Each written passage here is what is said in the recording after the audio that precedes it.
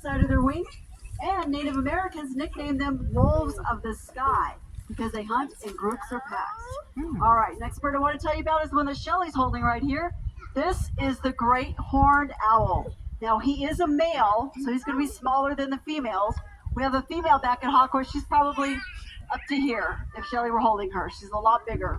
And that goes for all the raptors, except for some of them. But the majority of them, the way you tell the difference between the raptors, the male and the female, is size. Coloration is the same, okay? So if they're bigger, if you see two bald eagles in a tree and one is bigger than the other, the bigger one is the female. Okay? Oh, wow. All right, great horned owls are called great horned owls because of these tufts. And they're not the ears either. The ears are on the side of his head, right about here, just like all. All right, next bird I want to tell you about is one that Carol has over here. This is the fastest animal on the planet.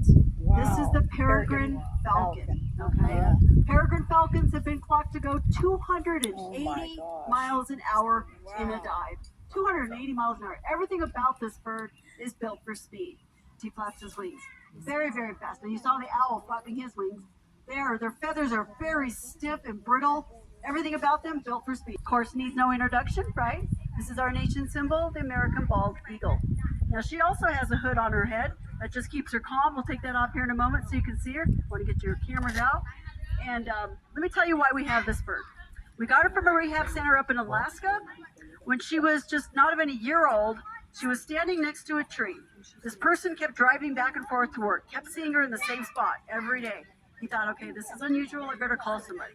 So he called the rehab center. They came out and got her, took her back to the rehab center. She is completely blind in her right eye. So when Tanya takes the hood off here in a moment, you're going to see her right eye is really dark. The left eye is the good eye. It's more of a yellowish color, okay? But a bald eagle with only one good eye is not going to survive in the wild. These birds eat fish, okay? So if you can imagine her about 100 yards above the surface of the water, she could see a fish, maybe not her, but a bald eagle could see a fish 16 inches below the surface of the water. So by having that blind eye, she's not able to do that. She could probably hunt, but she'd never hunt well enough to survive in the wild. All right, you ready to see her? Yes. Okay. If you want. I don't think it's getting. Yeah, go ahead. So you're going to see a 6-foot wingspan here. Wow. Oh my God. That is 6 feet. You see that? Oh, So see her dark eye, the right eye? That's the good eye, the left wow. one. The right one's the dark Wow. one.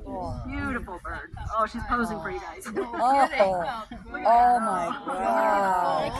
Maybe when you come, we might have. And see what she's doing there? She's panting. They're like dogs. They don't have sweat glands. So they pant to cool themselves off. It's kind of warm out here. So that's what she's doing right there. We do spray them to cool them off. Now a little bit about bald eagles.